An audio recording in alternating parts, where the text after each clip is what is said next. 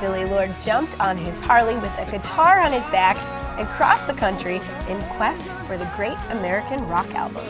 He has the album finished, and this weekend he starts another tour with 2 stops right here in central New York, and Billy Lord is in studio with us this morning. Good morning. Good morning. Thanks. Thank you guys for having me. Thanks for being here. here. Talk about your backstory about, I mean, you literally got on the back of a Harley and started going across the country, right? I did.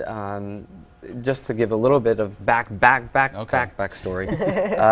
In 2009, I lost my job. I was in the corporate world, in marketing, corporate marketing in the newspaper business, and I got laid off. Like I think more than 5 million people that year. Kind of the Great Recession hit everybody, and during that time, I became working homeless in New York City, and I was working 3 part-time jobs, and one was unloading trucks at night. So my last material possession at that point, I had really lost everything, my home, like all my savings, my 401k, everything gone. But I had a guitar that I never really learned to play. So I get out at 3 in the morning, I started playing this guitar. So just to make the long story short, a year later I had my first album called American Music Written, self-taught on the guitar, and wrote this album's worth of material and had a fundraiser and put the money together to make the first album. And it got great critical reviews, but I was still in the same situation. I was still technically homeless and didn't have any money to show for the album. So when I was looking at the second album, I decided that if I was going to make the Great American Rock album, that I needed to go out and find the songs. I needed to meet the people. I needed to see the places and hear musicians playing from all over. So that's what I did. I jumped on the back, or on my Harley, and I strapped this guitar right to my back, and I was out there about 6 months and rode over 12,000 miles through Nashville, Memphis, the Mississippi Delta, and wrote all 25 songs. You must have had a wealth of material after driving all through there. It was kind of crazy, and I tell people that my journey was a journey of self-discovery and reinvention, but it was also very much a journey of music history.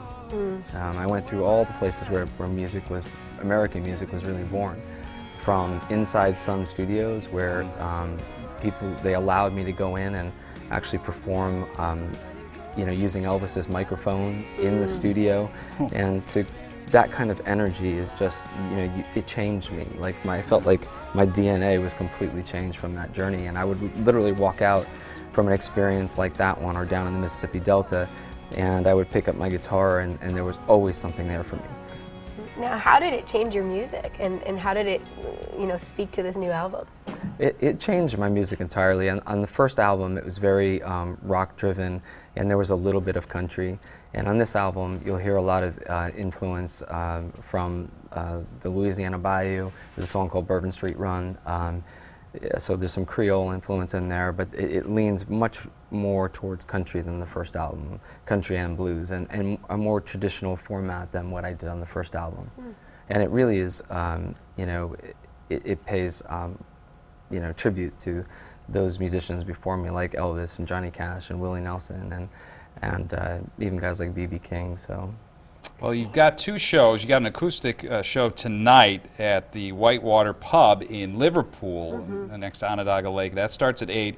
And then tomorrow, with the full band, he's going to be performing at Toby Keith's I Love This Bar and Grill at Destiny, and that show starts, it looks like 9:30. More information at billylordmusic.com. And stick around. Coming up next, Billy's going to be back. He's going to perform for us, so stay tuned. Thanks, Billy. Thank you, guys.